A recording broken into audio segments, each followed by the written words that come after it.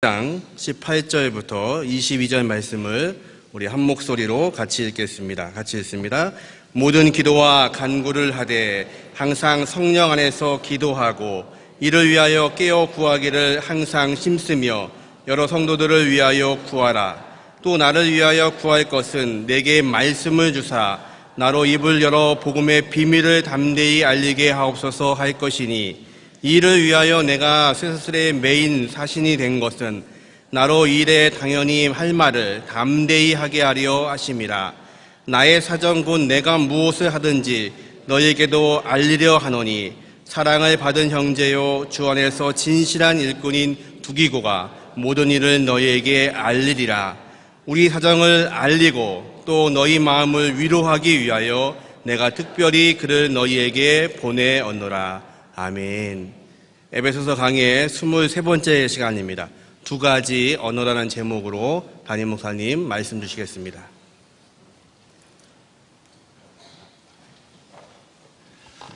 오늘 5월의 마지막 주일 예배 오신 여러분들을 진심으로 환영합니다. 감사를 드리고요. 염홍철 장로님이 그 월요일 아침 편지 책을 하나 내셨습니다. 그래서 제가 그 아침 편지 올 때마다 프린트 해가지고 다른데 강의를 가거나 그럴 때 그 내용을 많이 인용을 하는데, 이렇게 책으로 나오셔서 제가 염 장로님한테 우리 팔아도 되냐고 제가 허락을 받고 교우들께 이 책을 소개해 드립니다. 저녁에 식사하시고 커피 한잔 하시면서 읽기 딱 좋은 책이고요. 생각할 만한 여러 내용들이 많이 있어서 여러분들 구입하셔서 집에다 두시고 일부러 매일 하나씩 읽으시면 마음의 양식이 되리라고 생각을 합니다. 대형교회 교인들에게만 특별 할인으로 판매를 해드리니까 나가시면서 구입해 주시기를 부탁을 드립니다. 이 시간 우리 옆에 계신 분하고 인사하겠습니다. 이제 5월 마지막 주일인데 하나님이 행복하게 만들어주시는 가정이 되시기 바랍니다. 가족이 서로 사랑하시기 바랍니다. 우리 한 번 더 가족 인사하겠습니다.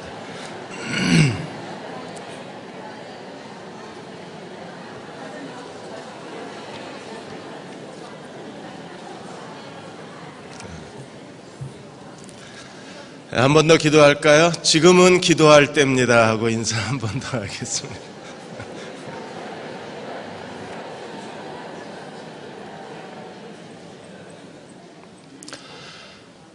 오늘로써 에베소서 설교가 끝나고 다음 주부터 느헤미야 강해가 시작이 됩니다. 제가 대흥교회에 와서 여호수아 사경회하고 그다음에 수요일 금요일 날 사무엘상 끝나고 주일날 에베소서 끝나서 성경 66권 가운데 지금 이제 3권이 끝나게 됐습니다. 제가 여기에 하나님이 세우시는 동안에 더 많은 말씀을 교우 여러분들과 나누면서 말씀 안에서 교제했으면 합니다. 오늘 에베소서 마지막 말씀 2가지 언어입니다. 실리콘밸리에 그 전문 신문이 있는데 그 신문에 램니 잔이라는 분이 프리랜서로 왜 벤처가 실패하는가에 대한 글을 실으셨어요. 스타트업 하는 많은 젊은이들이 있는데 그들은 꿈이 있고 열정이 있고 아이디어가 있습니다. 그런데 이런 벤처마다 다 성공하는 게 아니라 성공하는 벤처 스타트업은 몇 개 되지가 않아요. 그래서 램니 잔이 왜 실패하는가? 꿈도 크고 열정도 가득하고 아이디어도 좋은데 실패하는 이유가 어디 있는가? 그 원인은 단 하나라고 그랬습니다. 그것은 자기들이 만든 제품을 돈으로 바꿔내지를 못하기 때문이라고 했습니다. 이걸 제리 맥과이어 원칙이라고 합니다. 제리 맥과이어 원칙은 뭐냐면 어떤 좋은 제품을 만들어도 일단 고객이 없으면 돈이 없고 돈이 없으면 사업도 없다는 거예요. 사업의 제일 원칙은 만들어낸 제품을 고객들이 돈을 주고 사야만 사업이 시작이 되는 겁니다. 그래서 어떤 분들은 돈을 벌 때까지는 사업이 아니라고 얘기를 하는 거예요. 그래서 많은 벤처를 꿈꾸는 젊은이들이, 스타트업하는 새로운 아이디어를 가는 젊은이들이 결국 돈을 벌지 못해서 실패를 하는 거예요. 그리스도인들은 왜 실패를 할까요? 우리는 하나님께 더 쓰임을 받지 못하고 하나님 앞에 무기력하게 살고 형식적인 그리스도인의 자리에 남아있고, 하나님이 우리 인생에 더 큰 계획과 더 큰 비전을 갖고 계심을 알면서도 자기 인생에 대한 도전과 열정을 잃어버렸습니다. 우리는 왜 실패할까요? 그리스도인이 실패하는 이유는 단 한 가지입니다. 그것은 마귀의 괴계를 능히 대적하지 못했기 때문입니다. 사단은 지금도 완벽하고 치밀하게 준비된 모든 덫과 함정을 통해서 그리스도인을 넘어뜨리고 하나님께 쓸모없게 만들고 자기 인생을 스스로 포기하게 만들고 우리 인생에 우리가 쌓아놓은 것들을 다 잃어버리게 만들어요. 마귀는 네 가지 그 측면에서 우리를 공격합니다. 제일 먼저 사단이, 마귀의 괴계는 우리에게 탐욕과 욕심에 빠지게 만드는 거예요. 죄에 대한 탐욕, 물질에 대한 탐욕, 명예에 대한 탐욕, 하나님의 영광보다 자신의 영광을 더 구하게 만들어서 이 욕심의 노예가 되는 순간에 그는 하나님께 더 이상 쓸모없는 사람이 되어버리고 마는 거예요. 유병원 씨가 이번에 검찰 조사에서 검찰 조사로 드러낸 것만 3천억입니다. 은닉재산이. 구원파, 기독교 복음 침례회, 기독교 한국 침례회, 우리랑 너무나 비슷한 이름을 갖고 있어서 혼돈하는 분들이 계십니다. 기독교, 저희는 한국 침례회예요. 이건 정식 침례 교단입니다. 그런데 얘네들이 거기에 한국자를 복음으로 바꾸어냈어요. 중국 애들하고 비슷합니다. 중국에 가면 참 이슬 소주가 침 이슬로 바뀝니다. 글자 하나 바꿔놓고 흉내내고 모방 제품을 파는 거예요.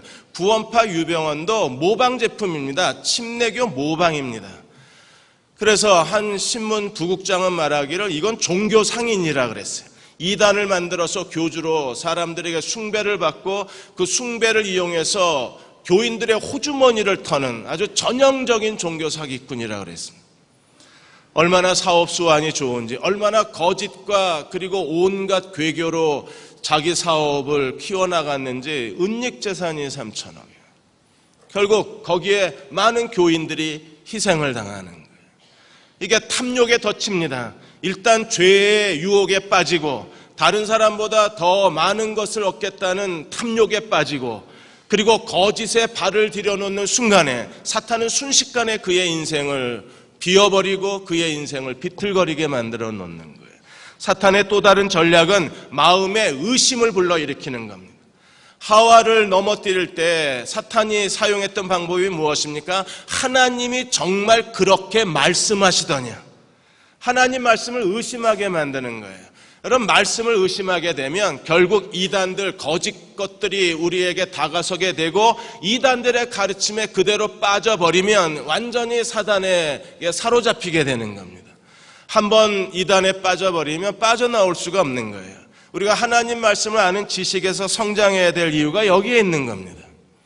사탄이 또 다른 의심을 합니다. 예수께 광야에 나와서 예수에게 공격을 하면서 뭐라고 질문을 했습니까? 네가 만일 하나님의 아들이어도. 여러분, 자신을 의심한다는 것처럼 절망스러운 게 없는 거예요. 도대체 내가 누군지 모르겠다. 내가 왜 살아있어야 되는지 모르겠다. 내가 살아있어야 할 가치가 있는가? 자기 자신에 대한 존재적 가치에 대해서 의심하게 만들면 이 사람은요, 무력해지는 겁니다. 무능해지는 겁니다. 자기 인생을 포기해버리는 겁니다. 내버려둬도 하나님께 쓸모가 없어지는 거예요. 사단의 또 다른 전략은 분열입니다. 가정을 분열시킵니다. 그래서 사소하고 아무것도 아닌 일로 인해서 남편과 아내가 서로 증오하게 되고 서로에 대해서 무관심하게 됩니다. 부모와 자녀 사이가 깨집니다. 국가가 여러 가지 일들로 인해서 국민들이 지도자에게 등을 돌리고 또 정치하는 사람들이 갈라져서 계속 분열의 국론이 분열되기 시작하면요, 그 나라는 국력을 잃어버리는 거예요. 국가 경쟁력을 상실해버리는 겁니다. 사단이 하나님의 교회를 넘어뜨리기 위해서 지금 사탄이 한국교회에 덮치고 있는 사단의 괴계가 무엇입니까? 계속 분열과 갈등과 분열을 일으키는 거예요. 그리고 분열을 일으키는 여러 가지 요소들이 곳곳에 나오는 겁니다. 한기총 부회장께서는 왜 쓸데없이 가난한 애들이 경주나 가지 왜 제주도를 갔냐고 얘기하면서 이게 또 한바탕 소란이 일어납니다. 그리고 또 교회가 분열되는 거예요. 강남에 있는 서초동에 있는 모 교회 목사님은 LA 사랑의 교회에 가서 정몽준 씨 아들이 그렇게 표현한 건 어쩌면 맞는 말인지도 모른다가 또 얘기를 터뜨려가지고 이게 또 한바탕 소용돌이가 일어나고 이게 자꾸 사람들을 분열시키는 거예요. 마귀의 전략입니다. 일단 분열에 빠지면요, 더 이상 하나님이 역사하실 수 없기 때문에 그렇습니다. 사단의 또 다른 무서운 괴계가 무엇입니까? 그것은 우리의 약점을 파고든다는 겁니다. 사람마다 다 약점이 있어요. 어떤 사람은 육체적으로 너무 피곤하면 영적으로도 약해지는 사람들이 있습니다. 인간관계 다툼을 잘 견뎌내지 못하는 사람들이 있습니다. 이런 사람들이 이 약점을 사탄이 파고 들어가서 공격을 하게 되면 결국에 스스로 무너져 버리는 거예요. 우리가 언제 내가 약해지는가를 잘 알아야 됩니다. 어떤 때에는 우리가 뭔가를 이룩해내서 기분 좋을 때 갑자기 영적 침체가 오는 사람들이 있어요. 이 사람들은 자기가 약할 때를 알고 그 상황이 되면 하나님의 도우심을 구해야 합니다. 하나님, 내가 지금 약한 상태에 있습니다. 하나님의 권능으로 나를 보호하여 주옵소서. 영적으로 민감하게 해주셔서 지금 일어나고 있는 일들이 마귀의 괴계인지 하나님의 뜻인지 분별하게 하여 주셔서 마귀의 괴계를 능히 대적하게 하옵소서라고 기도해야 되는 거예요. 사단은 이미 패배한 원수입니다. 예수께서 십자가에 죽으시고 부활하심으로 말미암아 죄와 사망 권세와 사탄을 정복하시고 이기셨기 때문에 그리스도가 이미 승리하셨어요. 마귀는 자기의 종말적 운명을 압니다. 언젠가 그리스도가 다시 오시면 영원한 불못의 저주를 받을 존재라는 걸 알아요. 그러므로 그는 자기의 미래의 운명의 저주와 심판을 알기 때문에 지금 할 수만 있는 한 모든 노력을 다해서, 모든 계획을 다해서, 모든 수단을 다 동원해서 하나님의 교회를 무너뜨리고 그리스도인의 삶을 파괴시키는 거예요. 하나님께 충성됐던 사람이 어느 날 하나님께 등을 돌립니다. 그렇게 헌신하고 그리스도에 대한 열정을 가졌던 사람이 하루아침에 모든 것을 다 상실해버립니다. 무슨 일이 일어난 건가요? 사탄은 끊임없이 우리를 공격하고 있는 거예요. 그러므로 우리는 6장 10절로 다시 돌아가야 합니다. 6장 10절의 마지막 권면의 얘기를 하면서 바울이 우리에게 뭐라고 요청했습니까? 끝으로 너희가 주 안에서와 그 힘의 능력으로 강건해지길 원한다. 여러분, 하나님의 힘과 하나님의 능력으로 강건한 종들이 되시기를 축원합니다. 그래서 힘, 능력, 강건해야 합니다. 왜 강건해야 합니까? 그래야 하나님이 나를 향한 그분의 뜻을 찾고 우리가 하나님의 뜻대로 헌신하고 모든 어려움과 시련과 고난을 이겨내고 하나님이 내게 주시고자 하시는 그분의 뜻을 내 인생에 성취해 갈 수 있는 거예요. 마귀의 괴계를 능히 대적하고 자기의 육체의 연약함을 극복하고 모든 환경적 어려움을 이겨내고 마침내 이 시대에서 하나님의 뜻을 성취하고 하나님의 영광의 그릇이 되는 사람들, 하나님의 그 이름을 영광스럽게 만들어내는 사람들, 하나님이 지혜와 능력을 주셔서 하나님께서 그 이름을 존귀케 만들어주는 사람들은 어떤 사람들입니까?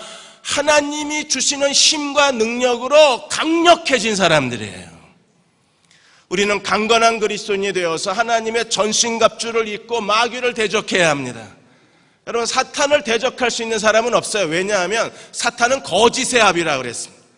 여러분, 거짓의 아버지예요. 그 말의 뜻은 무엇입니까? 완벽한 모조품, 완벽한 거짓을 만들어내기 때문입니다. 사탄이 만들어내놓은 거짓은요, 전문가도 이게 위조 여부를 분별할 수가 없는 거예요. 사탄이 의의 천사로, 광명의 천사로 가장하고 우리에게 거짓 것을 내놓았을 때 그걸 분별하고 이 거짓을 극복할 수 있는 사람이 없는 겁니다. 그러므로 하나님의 전신갑주를 입어야 되는 거예요. 사단은 이 세상 신입니다. 이 세상 통치자예요. 이 세상 모든 부귀 영화를 가지고 그리스도인을 유혹하는 겁니다. 그리스도인에게 덫을 놓는 거예요. 누가 이 세상 통치자 사탄을 대적할 수 있을까요? 사탄은 하나님과 원수되기 때문에 그러므로 하나님께 충성되는 그리스도인들을 넘어뜨리는 겁니다. 하나님께 헌신하고자 하면 제일 먼저 발을 걸어서 그를 쓰러뜨리고 땅바닥에 엎드려지게 만들고 하나님께 무기력하게 만드는 이유가 그가 하나님과 원수되었기 때문입니다. 누가 이 사탄을 대적해서 능히 이길 수 있을까요? 그러나 우리 안에 이미 사탄을 정복하시고 승리하신 그리스도가 우리 안에 계시기에 우리는 내 안에 승리하신 그리스도가 계신다는 사실을 기억해야 합니다. 여러분 안에 승리하신 그리스도가 계신 걸 믿으십니까? 성령의 그의 하늘의 권능으로 우리 안에 살아계신 걸 믿으십니까? 근데 왜 우리가 그리스도의 능력을 경험하지 못할까? 주님은 사탄을 정복하시고 죄와 사망을 정복하시고 승리하신 분이신데 그 그리스도의 승리의 능력이, 그리스도의 권능이 왜 내 삶에 드러나지 않을까요? 우리는 하루하루 너무나 힘들게 살아야 하고 우리는 그리스도를 위해서 한 걸음 내딛기가 너무 힘든 거예요. 충성해야 될 사람들이 충성을 못하고 있습니다. 하나님의 뜻을 알면서도 기도의 자리로 나아가질 못합니다. 지금 이 땅에 어떤 일들이 일어나고 있는 걸 알면서도 이 악의 세력을 저항할 수가 없습니다. 교회가 이렇게 비틀거리고 교회가 이렇게 쇠퇴기로 접어들었는데 우리는 무기력하게 서 있어야만 합니다. 무엇이 잘못된 걸까요? 그리스도의 능력이 우리 안에 흘러가지를 않는 거예요. 이미 그리스도가 승리하셨고 하나님의 전신갑주를 우리가 입었음에도 불구하고 능력 있는 그리스도로 살지 못하는 이유가 어디 있을까요?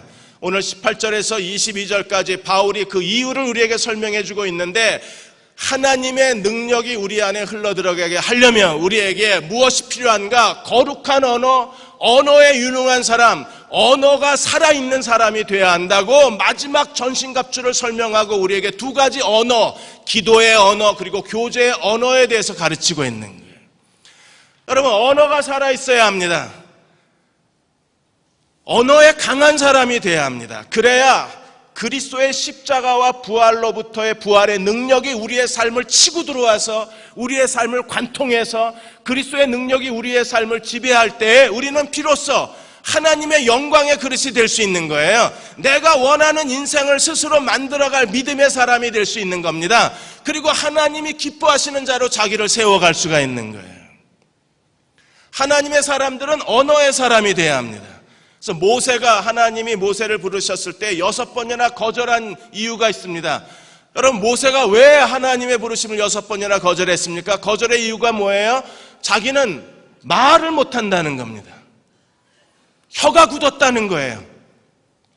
그래서 하나님이 할 수 없이 말 잘하는 아론을 세워서 모세를 쓰셔야 했습니다. 하나님께 쓰임받고자 하는 사람들이 직감적으로 매달리는 게 뭐냐 하면 언어의 무능입니다. 선지자 이사야도 하나님의 보좌, 성전의 꿈에서 환상 가운데 하나님의 보좌를 봤을 때 선지자 이사야가 그 거룩하고 영광스러운 하나님의 보좌를 보자마자 즉각적으로 이사야가 스스로를 움켜쥐고 하나님 앞에 엎드려진 게 무엇입니까? 나는 입술이 부정한 자로 주의 얼굴을 배웠다는 겁니다. 바벨탑을 쌓고 인류가 하나님을 대적했을 때 하나님이 바벨탑을 심판하시기 위해서 하나님이 심판하신 게 뭔가요? 언어를 흩어버리셨어요. 언어를 흩어버리자 순식간에 바벨탑을 쌓고 하나님을 대적했던 인간들이 흩어져 버리고 말았습니다. 우리는 언어의 사람이 돼야 돼요. 그래서 두 가지 언어가 하나님 앞에 드려져야만 그 강한 언어를 통해서 그리스도의 능력이, 부활의 능력이 우리를 사로잡을 수 있는 거예요. 1장 18절에서 22절까지 어떤 언어를 가져야 하는가? 첫째로 6장 18절에서 20절까지 우리가 가져야 할 강한 언어, 거룩한 언어가 무엇입니까? 그것은 기도의 언어입니다. 18절에 이렇게 말합니다. 모든 기도와 간구를 하되 항상 성령 안에서 기도하고 이를 위하여 깨어 구하기를 항상 힘쓰며 여러 성도를 위하여 구하라. 기도에 항상 힘써라. 여러분, 하나님 앞에 그리스도의 능력으로 살아가는 사람들의 공통점이 있는데 하나님이 쓰신 사람들은 어떤 사람들이었어요? 끈질기고 간절하게 그리고 온 마음을 다 바쳐 하나님 앞에 기도했던 사람들입니다. 항상 힘써라. 그들은 하나님과 교제하는 걸 삶의 최우선순위에 둔 사람들입니다. 그리고 하나님 앞에 1시간, 2시간 계속 기도하며 기도로 하나님을 따라갔던 사람들이에요. 기도의 언어가 강해야 합니다. 우리가 왜 기도해야 합니까? 요한복음 14장 13절 14절에서 이렇게 말씀하셨습니다. 너희가 내 이름으로 무엇을 구하든지 내가 행하리니. 하나님께서 우리에게 귀하고 놀라운 선물을 주셨는데 그건 예수 그리스도의 이름을 부르면 구원을 받습니다. 그리고 오늘 예수 그리스도의 이름으로 무엇을 구하든지 내가 시행하리니 이는 아버지로 말미암아 아들로 인하여 영광을 받으시게 하려 함이라.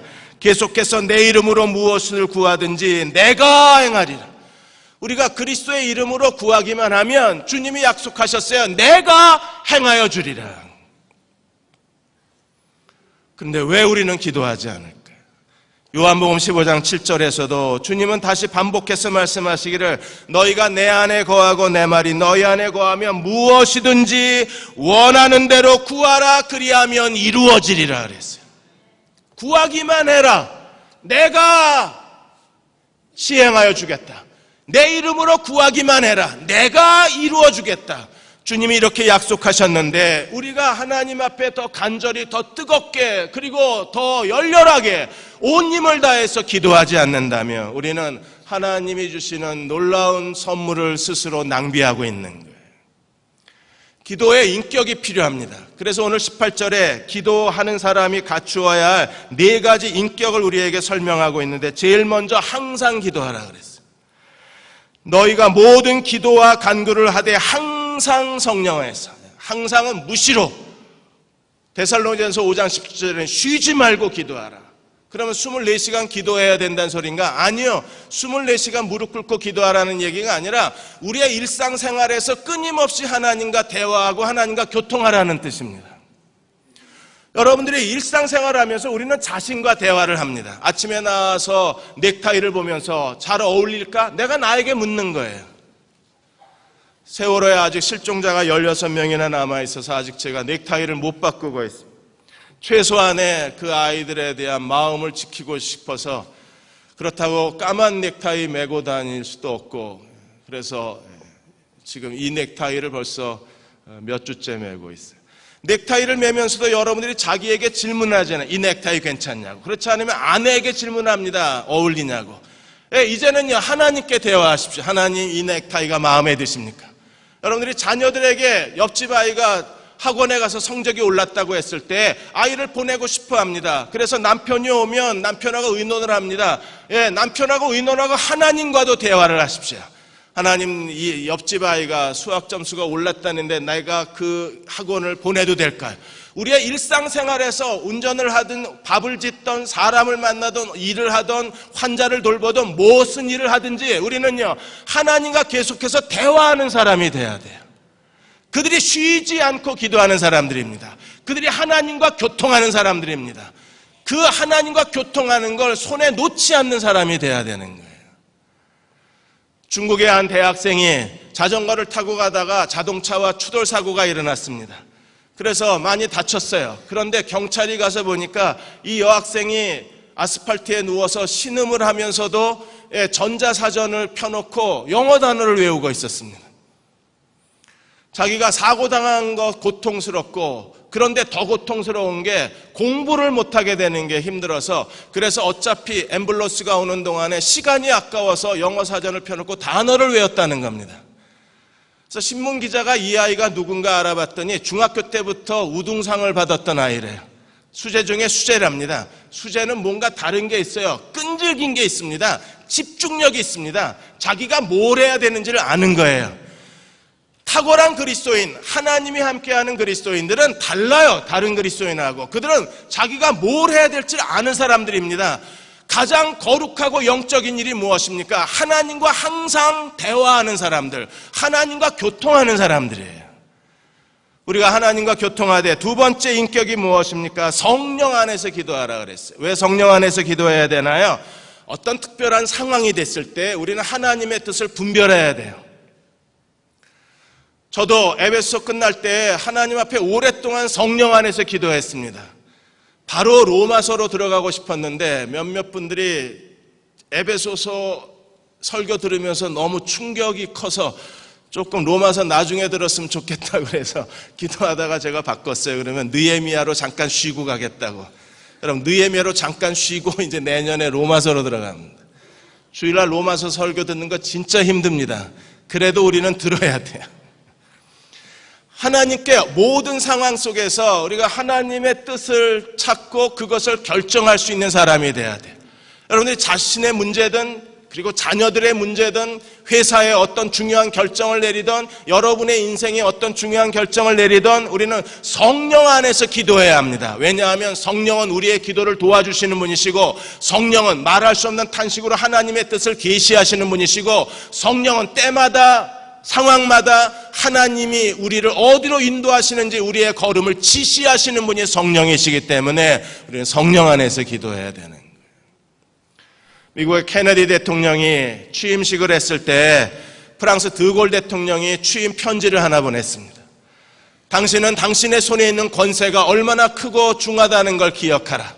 당신의 손의 권세, 그 권세로 어떤 정책을 결정할 때 그것이 미국뿐 아니라 전 세계의 운명을 결정하고 세계 역사의 방향을 결정한다는 걸 기억하고 자신에게 주어진 권세를 두려워해라.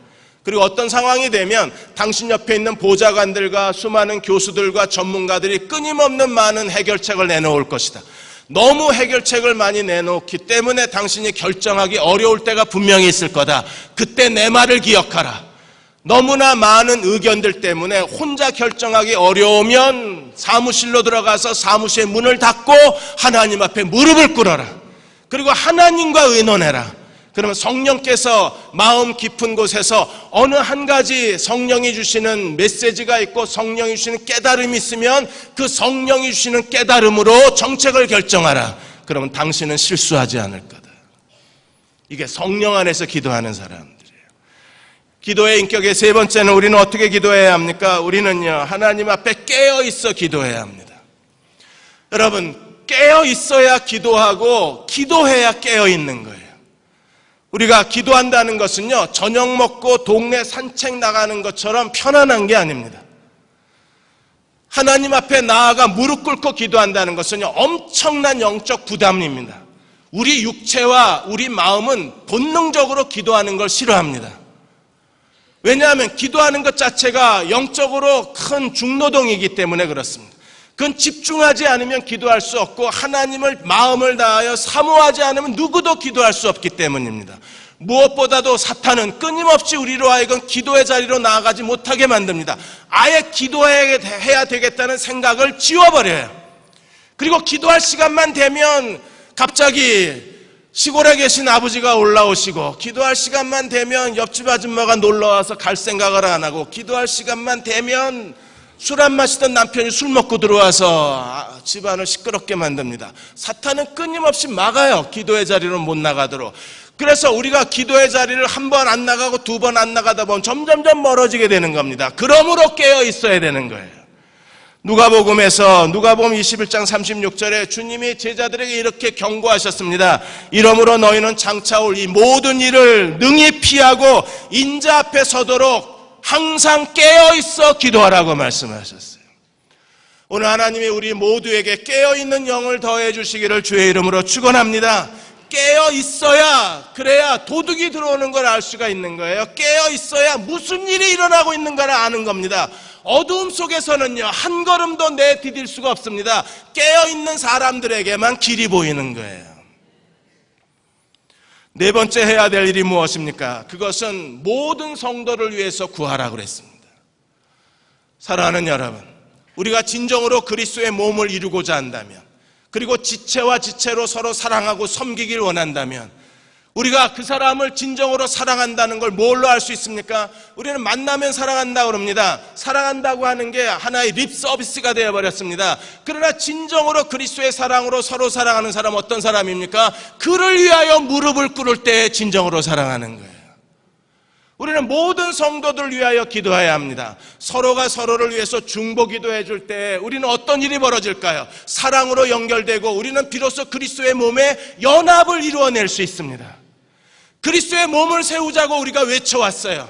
어디에 그리스도의 몸이 있습니까? 마음을 다하여 하나님의 사랑으로 서로가 서로를 위해서 기도해 줄 때 그 중보 기도를 통하여 하나님이 역사하시는 거예요. 미국의 콜로라도 스프링스는 하나님의 말씀, 성경의 무덤, 목사의 무덤으로 알려진 곳입니다. 여기는 완전히 이교도가 가득하고 사탄 숭배자들이 들끓는 도시가 스프링스예요.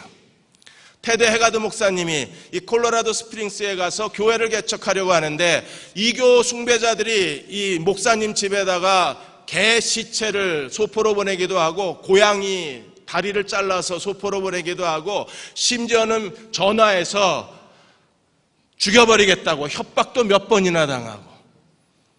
그런데 이 스프링스에서 교회를 개척하라는 하나님의 그 지시가 있었기 때문에 거기서 엎드려서 기도하는데 아무리 전도를 해도 사람들이 없는 거예요. 그래서 고민하다가 하나님 앞에 고민하다가 하나님 제가 뭘 해야 하겠습니까? 어떻게 해야 하겠습니까? 라고 생각을 하는데 하나님께서 갑자기 마음속에 콜로라도 스프링스의 지역 전화번호 생각을 한 거예요. 옐로우북을 꺼내놓고 기도하라. 그래서 A부터 기도를 시작한 겁니다. 매일 하루에 5페이지씩 계속 다 읽어가는 게 아니라 그냥 쭉 눈으로 이름을 보면서 하나님 구원해 주십시오. 하나님의 자녀로 거듭나게 해 주십시오. 교회로 나오게 해 주십시오. 그렇게 전화번호를 펴고 기도하기를 시작을 했어요. 그리고 동네를 다니다가 이제 집 판다고 이 팻말이 붙으면 그 팻말을 붙잡고 기도했습니다. 하나님, 이 집의 새 주인은 예수 믿는 사람이 오게 하여 주십시오. 그리고 선교단체에서 메일이 올 때마다 선교단체 메일 그 리더들한테 콜로라도 스프링스로 오라고, 여기 집값도 싸고 공기도 좋으니까 다 이리로 이전해 오라고, 그렇게 미친 듯이 기도를 했습니다. 하나님이 테드 헤가드 목사님의 기도를 들어주셔서 대부분의 선교단체 본부 지부가 콜로라도 스프링스에 정착을 했고, 그리고 그곳에 새생명교회를 개척해서 큰 부흥을 이루게 됐어요. 거기까지 했으면 얼마나 좋았을까요? 테드 헤가드 목사님은 중보기도에 힘을 한 겁니다. 중보기도의 위력을 경험한 거예요. 하나님이 중보기도를 통해서 역사하신다는 걸 경험을 했습니다. 그리고 교회를 크게 성장시키고 심지어는 미국 정치에도 큰 영향력을 미쳤었는데 사람이 교만하면 넘어지는 거예요. 선줄로 생각하는 자는 넘어질까 조심하라 그랬는데 결국 테드 헤가드 목사님이 필로핀 투약을 하고 동성애로 하루아침에 날아가 버립니다. 그러나 그의 생애에서 하나님이 보여주신 것은요, 이 중보기도의 능력이에요. 예수님은 아셨습니다. 베드로가 자기를 3번이나 저주하고 부인할 걸 아셨어요. 그리고 사탄이 베드로에게 청구서를 내밀었다는 걸 아셨습니다. 그리고 사탄의 시험이 얼마나 강력한 것도 아셨어요. 밀 까부르듯 하려고 사탄을 시험했다는 걸 주님이 아셨습니다. 그럼에도 베드로는 믿음을 지킬 수 있었습니다. 무엇 때문입니까? 예수님이 중보기도 때문에. 주님이 뭐라고 말씀하셨어요? 너의 믿음이 떨어지지 않기를 위하여 내가 기도했다 그랬어요. 우리가 서로를 위해서 기도하면 그들은요, 사단의 굴레에서 벗어날 겁니다. 서로를 위해서 기도하면 영적 침체와 무기력에서 벗어날 거예요. 우리가 서로를 위해서 기도하면 하나님의 능력이 함께하기 시작할 것입니다. 그리고 우리는 이 시대에서 하나님의 영광의 그릇으로 쓰임받을 수 있을 거예요. 여러 성도들을 위해서 중보기도할 뿐 아니라 바울은 에베소 교회에게 솔직하게 자기를 위한 중보기도도 요청을 합니다. 그래서 19절에 이렇게 요청합니다. 또 나를 위하여 구할 것은 내게 말씀을 주사 나로 입을 열어 복음의 비밀을 담대히 알리게 하옵소서 할 것이니 이 일을 위하여 내가 쇠사슬에 매인 사신이 된 것은 나로 이 일에 당연히 할 말을 담대히 하게 하려 함이라. 당연히, 담대히. 여러분, 이 시대의 목사를 위해서 기도해 주십시오. 교회 강단을 위해서 기도해 주시기 바랍니다. 하나님의 말씀이 말씀 그대로 전파되어져야만 합니다. 복음의 비밀이 비밀 그대로 전파되어져야 돼요. 사람들의 귀를 즐겁게 하고 사람들의 비유를 맞춘 메시지로 사람들이 변화될 수가 없는 겁니다. 우리가 듣기 좋다고 들어서 은혜 받았다고 다 하나님 말씀이 아닐 수도 있기 때문에 두려운 겁니다. 바울이 할 말을 달라, 내 입술에 주의 말씀을 달라, 담대히 전하게 해달라. 담대히가 뭐예요? 말씀 그대로 전하게 해달라는 겁니다. 제가 가는 곳마다 목사님들 강해 설교 세미나 합니다. 설교 훈련을 같이 합니다. 제가 더 잘 알아서 그런 게 아니라 하나님 말씀을 말씀 그대로 전하자는 동역자 마음으로 하는 거예요. 그런데 우리가 성경을 펴놓고 놓으면 오히려 평신도보다도 제대로 모르는 목사들이 많이 있습니다. 이런 목사들이 강단에 서 있으며 한국교회가 어떻게 되겠어요? 여러분, 한국교회가 회복되길 원하고 하나님의 권능을 회복하기 원하고 다시 이 시대에 부흥이 오기를 원하고 하나님이 이 땅의 교회를 통하여 하나님의 영광을 드러내길 원한다면 우리도 바울이 에베소 교회에게 중보기도 요청한 것처럼 이 시대의 목사들을 위해서 기도해야만 합니다. 하나님의 말씀을 그 입술에 담아달라고 요청해야 돼요. 담대히 주의 말씀을 증거하게 해달라고 기도해야만 합니다. 예수께서 계실 때에 많은 유대 종교 지도자들이 안식일에 대해서 어떻게 가르쳤습니까? 안식일에 이거 하지 말라, 저거 하지 말라, 이거 하지 말라 가르쳤어요. 그래서 안식일에 노예로 만들어버렸습니다. 주님이 오셔서 이 유대주의자들의 전통을 뒤집어 놓으셨잖아요. 사람이 안식일을 위해서 있는 게 아니라 어떻다고요? 안식일이 사람을 위해서 있다는 겁니다. 그러므로 안식일에 선을 행해야 된다는 거예요.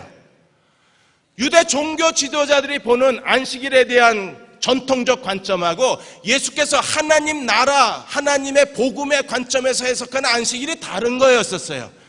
예수를 믿는다는 게 정말 뭔가, 이렇게 예수 믿어도 되는가? 우리는 하나님의 복음의 말씀으로 다시 자기를 점검해야만 합니다. 그래야 말씀으로 돌아갈 수 있고 말씀으로 돌아가야만 그 말씀이 우리 안에 권세를 행하시고 그 말씀이 우리를 변화시키고 그 말씀이 30배, 60배, 100배 열매를 맺어야 그래야 우리가 하나님 앞에 온전히 쓰임받을 수 있기 때문에. 저와 여러분이 대흥교회에서 만났습니다. 대흥교회 교우 여러분들이 제게 원하는 게 뭡니까? 제가 여기서 해야 될 일이 뭘까요? 저는요, 하나님이 제게 허락한 시간까지 하나님의 말씀을 말씀 그대로 전하려고 애를 쓸 겁니다. 지금도 부족합니다. 지금도 서툽니다. 지금도 유아적입니다. 그래서 더 기도하고 더 애를 쓰는 거예요.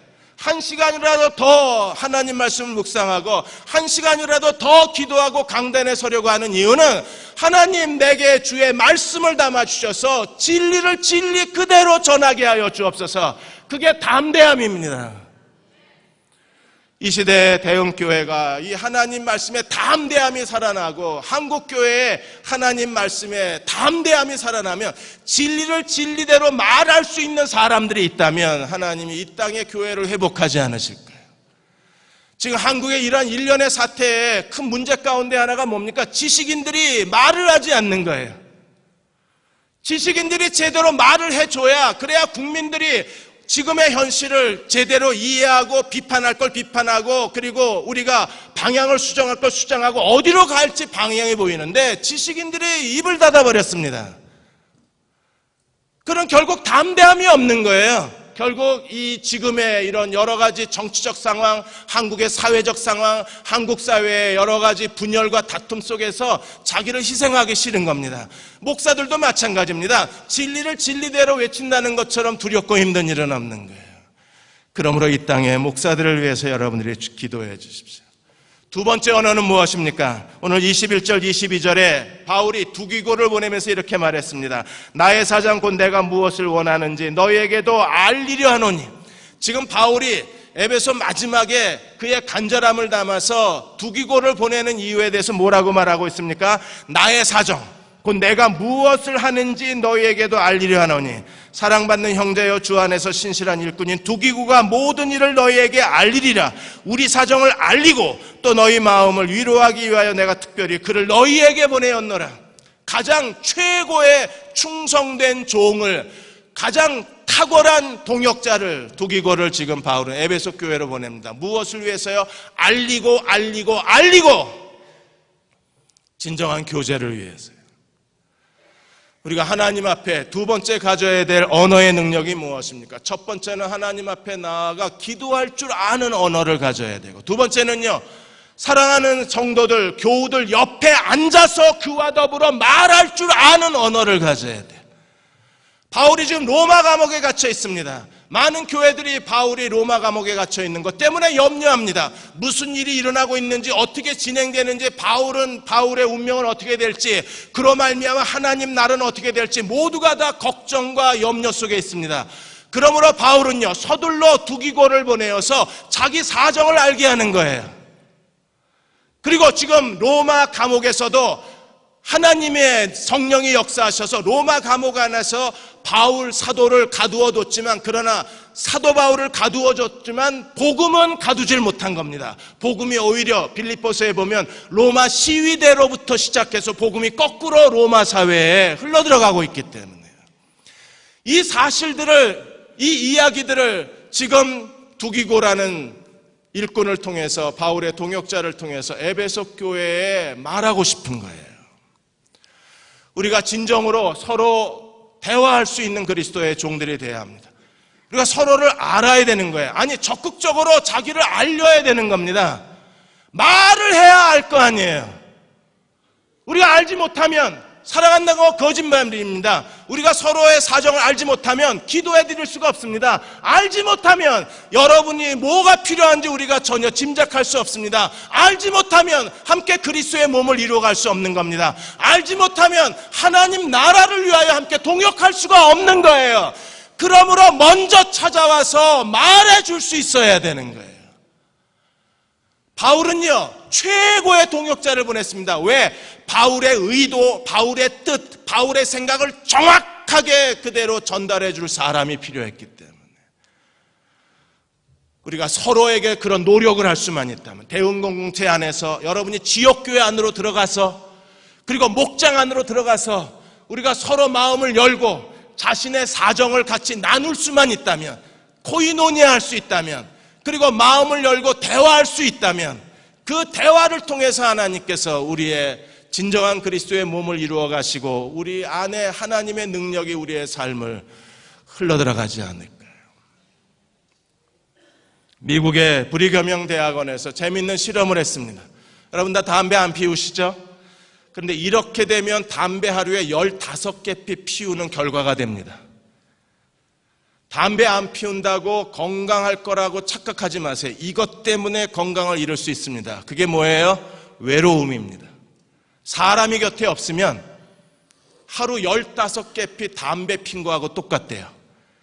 그래서 이 대학 연구팀이 다시 연구를 했습니다. 그럼 몇 사람이나 곁에 있어야 이 사람이 행복감을 느끼는가? 최소한 친밀한 교제, 같이 있어서 편안한 사람 3사람 이상이 있어야 삶의 만족도가 97%까지 올라간대요.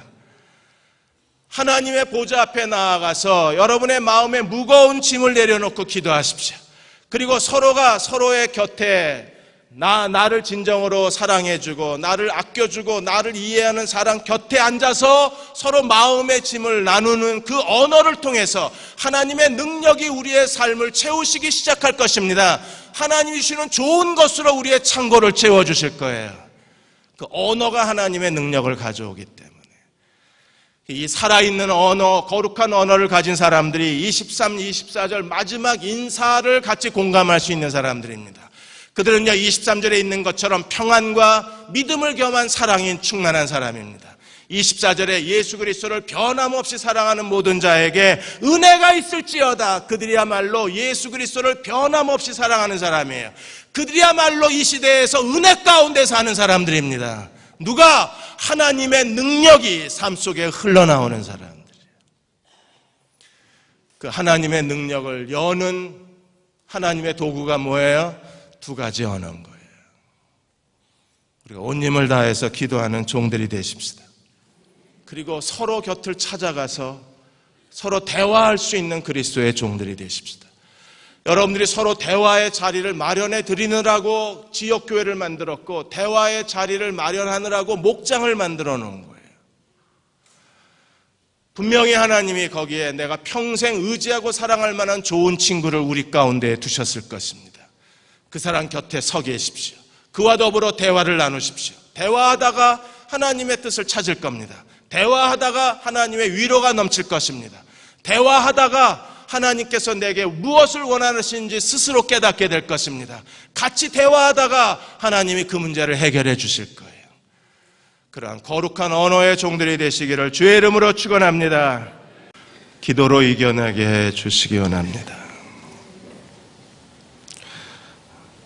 알 수 없는 영적 무기력, 이유를 알 수 없는 마음의 슬픔과 실망, 내가 왜 이러지 스스로 자신을 추스려고 해도 잘 되지가 않는 우리 안에 여러 가지 혼란들이 우리에게 있습니다.